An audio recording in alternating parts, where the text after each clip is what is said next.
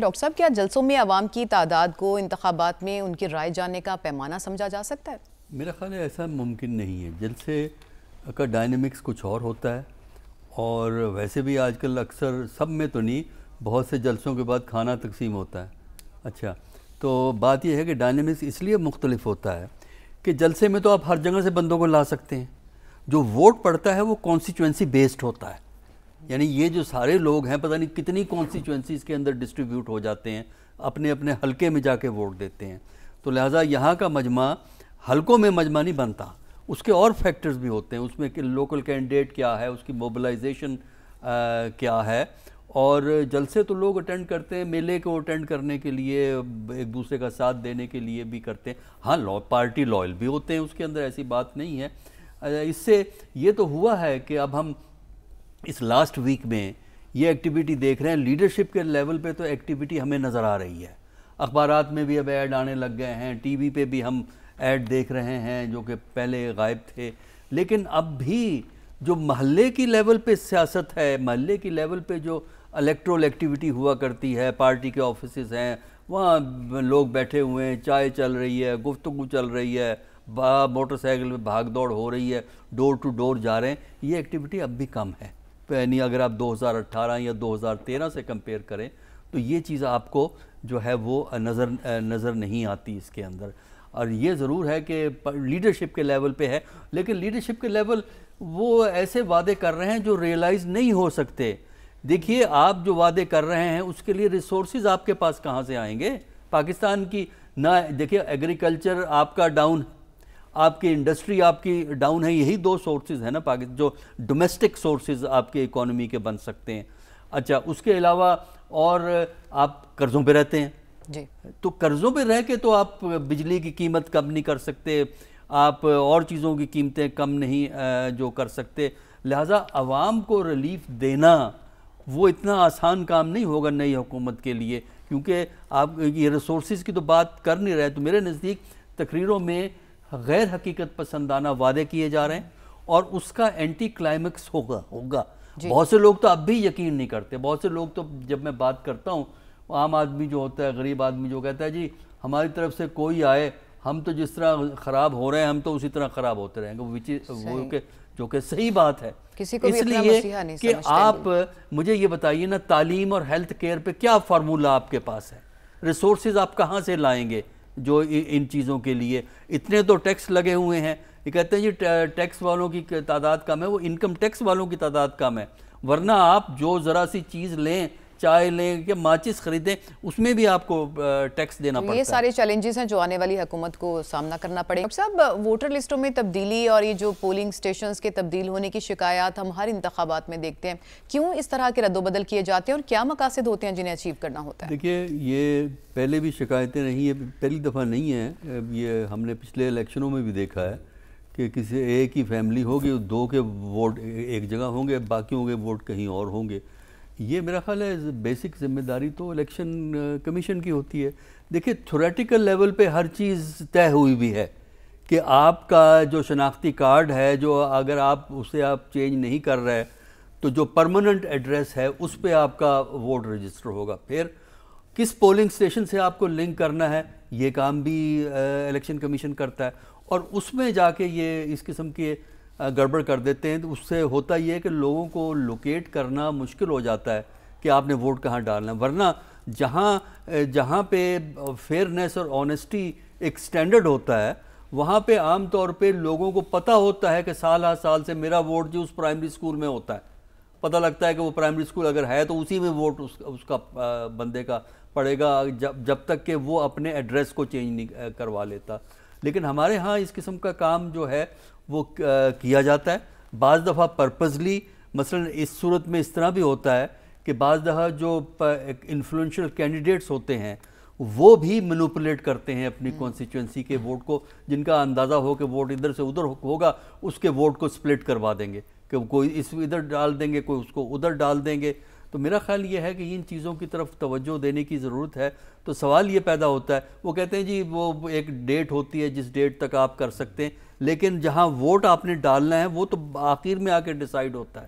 یہ آپ کر سکتے ہیں کہ آپ کا ووٹ لاہور میں ہے کس جگہ ہے، کس محلے میں ہے، کراچی میں ہے، کس محلے میں ہے، لیکن سوال یہ پیدا ہوتا ہے کہ آپ کو کون سا پولنگ سٹیشن دیا گیا، وہ اس میں بڑی گڑبڑ کی جاتی ہے۔ تو یہ بیسیکلی الیکشن کمیشن کی ذمہ داری ہے کہ اس مسئلے کو حل کرے۔ سلمان غنی صاحب، مسلم لیگ نون نے آج گوجرانوالہ میں جلسہ کیا، خاصے پرجوش وہ نظر آ رہے ہیں، اور آغاز میں جو ہم باڈی لینگویج کی بات کر رہے تھے اب اس میں بھی تبدیلی نظر آ رہی ہے۔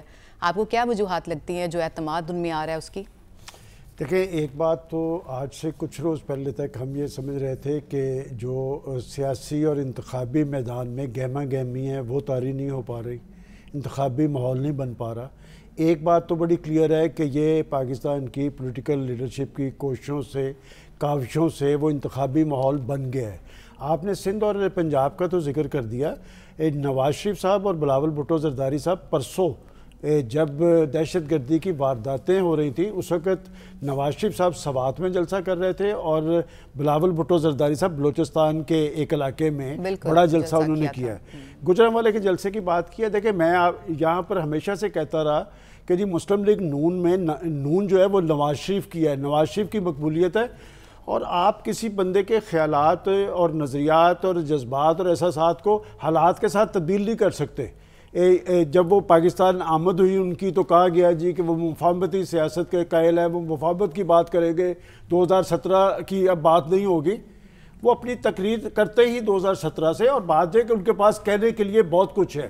دیکھیں ثانیہ صاحبہ، میں یہ کہتا ہوں کہ پاکستان کی پولیٹیکل لیڈرشپ الزام تراشی اور گالی گلوچ سے نکلے اور یہ بتائے کہ یہ تینوں بڑی پارٹیز جو آج آپس میں سرگرم عمل ہے، تینوں اقتدار میں رہے نا، تو ان کے پاس بتانے کے لیے بہت کچھ ہونا چاہیے۔ اور نواز شریف صاحب دیکھیں، ایک عوامی سٹائل تھا انہوں نے کہ یہاں وہ یہ بھی کہہ رہے تھے کہ تسی پلوانوں چپ کرو تے میں بھی پگ پائی ہوئی ہے آج، تو بات ہے کہ یہ بھی ایک اشارہ تھا۔ وہ جب پگ کی بات کرتے تو پگ کا جو انڈیکیشن ہے وہ پنجاب کے حوالے سے ہے، لیکن انہوں نے بتایا کہ انہوں نے اپنے دور میں کیا کیا۔ ان چیزوں کو آپ نگیٹ نہیں کر سکتے۔ ان پہ یہ الزام ہے کہ انہوں نے بجلی مہنگی بنا دی، پہلے بجلی مسئلہ تھا، پھر الزام یہ لگا کہ انہوں نے بجلی مہنگی بنا دی۔ وہ یہ کہتے نظر آ رہے ہیں جو بات کہ جی ہم آنے کے بعد مہنگائی بے روزگاری کو ختم کریں گے، بجلی کو پٹرول کو پرانی قیمتوں پہ لائیں گے، میرا خیال اس حد تک میں نہیں سمجھتا۔ البتہ یہ بات میں ضرور کہوں گا کہ نواز شریف صاحب نے ماضی میں کر کے دکھایا ہوا ہے اور ان کے پاس بتانے کے لیے بہت کچھ ہے۔ سلمان صاحب، جو ان کا اعتماد ہے، کیا وہ جو جلسے جلوسوں میں آج کل کافی ہجوم انہوں نے لگایا ہوا ہے، کافی سارے، پہلے یہ بات تھی نا کہ شاید اس طرح سے اب ان کے لیے سپورٹ نہیں رہی ہے، تو کیا یہ اعتماد اس عوام کی بڑی تعداد کی وجہ سے؟ بات ہے سپورٹ جلسے کرنا جو ہے بڑا آسان ہوتا ہے۔ میرا بطور جرنلسٹ جلسے تو ساری پارٹیز کر لیتی ہے بڑے بڑے، اصل میں بات یہ تھی کہ کیا پاکستان کی پولیٹیکل لیڈرشپ عوام کے اندر اپنا اعتماد بحال کرنے میں کامیاب ہوئی ہے؟ کیا پاکستان کے لوگوں میں ایک تحریک موجود ہے؟ دیکھیں، میرا انٹرسٹ ہے کہ ٹرن آؤٹ کیا ہوگا، اور پاکستان کے عوام کو ایک کریڈٹ آپ ضرور دیں کہ اس وقت پاکستان کے 24 کروڑ عوام مہنگائی، بے روزگاری، غربت کی آگ میں جل رہے ہیں، لیکن پھر بھی سیاسی قیادت نے ماحول تو بنا دیا اور وہ ووٹ دیں گے۔ میں آج بھی سمجھتا ہوں کہ پاکستان کی عوام جو ہیں وہ ایک ایسی لیڈرشپ کو یا کسی ایسی جماعت کو ووٹ دے اپنے مفاد میں۔ بات یہ کہ یہ جو مخلوط حکومتوں کے تجربے یہ کارگر نہیں رہے، کسی ایک پارٹی کو مینڈیٹ دیں تاکہ وہ جواب دے تو ہو نا، تاکہ لوگ ان کو پکڑ تو سکیں۔ تو بات ہے کہ اگر انہیں پکڑ ہی نہیں سکیں گے، آج تو بلاول بھٹو صاحب کیڑے نکال رہے ہیں 16 ماہ کی حکومت میں، 16 ماہ کی حکومت میں انہوں نے حصہ بحیثیت جسہ سارا لیا ہے، تو اب وہ کہتے ہیں جی مہنگائی ان کے دور میں ہوئی تھی اور لوگ معاف کرنے کے لیے تیار نہیں۔ پاکستان کے عوام کا ویژن بڑا کلیئر ہے اور وہ جمہوری سوچ اور اپروچ رکھتے ہیں، ان کے ووٹ سے ہی آنے والی تبدیلی جو ہے کارگر ہوگی۔ سلمان صاحب، انتخابی عمل کے بارے میں بات کر لیتے ہیں۔ ووٹنگ کا جو روایتی سسٹم ہے ہمارے ہاں، کیا وہ ووٹرز کو ہیلپ کرتا ہے یا اس کے لیے پیچیدگی بڑھاتا ہے؟ دیکھیں ثانیہ صاحب، ایک وقت تھا کہ پاکستان کے اندر ٹرن آؤٹ کو بڑھانے کے لیے باقاعدہ کیمپین چلا کرتی تھی، اور دنیا کے جمہوری معاشروں میں وہ تو کہتے ہیں کہ جو شخص اپنی یہ قومی ذمہ داری پوری نہیں کرتا وہ اپنا قومی تشخص کھو دیتا ہے، اور ابراہیم لنکن نے تو کہا تھا کہ جو شخص ووٹ استعمال نہیں کرتا آپ اسے کسی حکومت پر تنقید کا حق نہیں دے سکتے۔ لیکن پاکستان میں پہلی دفعہ دیکھ رہا ہوں کہ ایک طرف پولیٹیکل پارٹیز جہاں پر ماحول طاری کرنے میں کامیاب رہی ہیں، دوسری طرف جو پولنگ سکیم آئی ہے اس میں لوگوں کو پتہ ہی نہیں کہ جو 2018 میں جہاں پر ووٹ پڑا تھا اب وہ دور دور کے، مثلا میں آپ کو اپنی مثال دیتا ہوں کہ میرا گھر کا ایک یونٹ ہے، میرا اور میری وائف کا ووٹ جو ہے وہ کوئی سلطان ٹاؤن ہے جو مجھے نہیں پتا کہاں پر ہے، لیکن میرے بچوں کا ووٹ گھر کے قریب حمزہ فاؤنڈیشن میں ہے. اسی طرح ہمارے پروڈیوسر ہیں عدنان اندل صاحب، ان کے ایک عزیز ہیں وہ EME میں رہتے ہیں، لیکن وہ والدین کا ووٹ وہ شاہپور کانجرا میں ہے اور ان کے بیٹوں کا ووٹ تحصیل رائے گنج کے کسی جگہ پہ ڈال دیا گیا ہے. یہ چیز جو ہے یہ ٹرن آؤٹ پہ اثر انداز ہوگی. میں سمجھتا ہوں کہ ابھی بھی اس چیز کا ویسے تو اب ٹائم نہیں رہا، لیکن بات یہ کہ ٹرن آؤٹ تو بڑھنا چاہیے. اور آپ کا جو کویسچن تھا اس پہ میں ضرور کہوں گا کہ پچھلے دنوں ایک ورکشاپ بھی ہوئی پلڈیٹ والوں نے کی. پاکستان کا نوجوان، پاکستان کی پولیٹیکل پارٹیز نوجوانوں سے ووٹ لینا چاہتے ہیں، وہ ان کو دینا کچھ نہیں چاہتے. اور المیہ یہ ہے کہ آپ ہندوستان کا، ایران کا، بنگلہ دیش کا، وہاں پر 55-60% نوجوان ووٹ ڈالتے ہیں. اور ہمارے ہاں جو نوجوانوں کی سیاست کے دعوے دار تھے ان کے دور میں بھی جو شرح ہے ایک محتاط اندازے کے مطابق جو انہوں نے بتائی ہے کہ 17 سے 19% ہے کہ پاکستان کا نوجوان ووٹ کیوں نہیں ڈالتا. اور میں یہ سمجھتا ہوں کہ پاکستان کی پولیٹیکل پارٹیز نوجوانوں کو ٹارگٹ تو کرتی نظر آ رہی ہے کہ نوجوان ہمارے سے. کل نواز شریف صاحب نے کہا کہ ممی ڈیڈی کلاس کے لوگ نہیں ہیں اور نوجوان میرے ساتھ ہیں. پہلے یہ تو بتایا جائے کہ ان نوجوانوں کے اندر مایوسی کیوں ہے. پڑھا لکھا نوجوان پاکستان سے باہر کیوں جا رہے ہیں لاکھوں کی تعداد میں. اور خود عمران خان صاحب نے مجھے یاد پڑتا ہے مینار پاکستان پہ جب ٹیک آف کیا تھا تو انہوں نے کہا تھا میں نوجوانوں کو سیاست کا حصہ بناؤں گا. وہی موقع پرست، وہی ابن الوقت اور وہی لوگ غالب آئے. لیکن میں دوبارہ آپ کے پہلے والے اس پہ آؤں گی. ووٹ آپ نے بدلنے کی بات کی تھی، تو یہ جو پولنگ سٹیشنز کون کرواتا ہے، کیا مقاصد ہوتے ہیں اس کے؟ دیکھیں یہ تو پاکستان الیکشن کمیشن کو دیکھنا چاہیے نا کہ کیا وجہ ہے. دیکھیں ہمیشہ میں تو کہتا ہوں کہ ساکھ کا سوال ہے نا الیکشن کمیشن کی اور الیکشن کی. آپ کو تو چاہیے کہ زیادہ سے زیادہ فیسیلیٹیٹ کریں کہ لوگوں کو اس میں پرابلم نہیں ہونی چاہیے، ان کو سہولتیں دینی چاہیے. یہاں پر آپ 2018 میں نے جہاں پر لوگوں نے ووٹ ڈالے ہیں وہاں پر اکثر لوگ، اور یہ میں اپنی بات نہیں کر رہا، جگہ جگہ مثلا میرے محلے میں ایک پرنسپل ہیں وہ کہہ رہے ہیں جی میرا علامہ اقبال ٹاؤن میں ووٹ ہے. ایک ہمارے گیپکو کے چیئرمین ہیں زاہد سلیم صاحب، وہ کہتے ہیں جی کہ میرا رہتا میں جوہر ٹاؤن میں ہوں، میرا ووٹ کہیں اور پہ ہے. تو میں اس لیے کہہ رہا ہوں کہ اس میں تو زیادہ سے زیادہ سہولتیں دینی چاہیے تھی.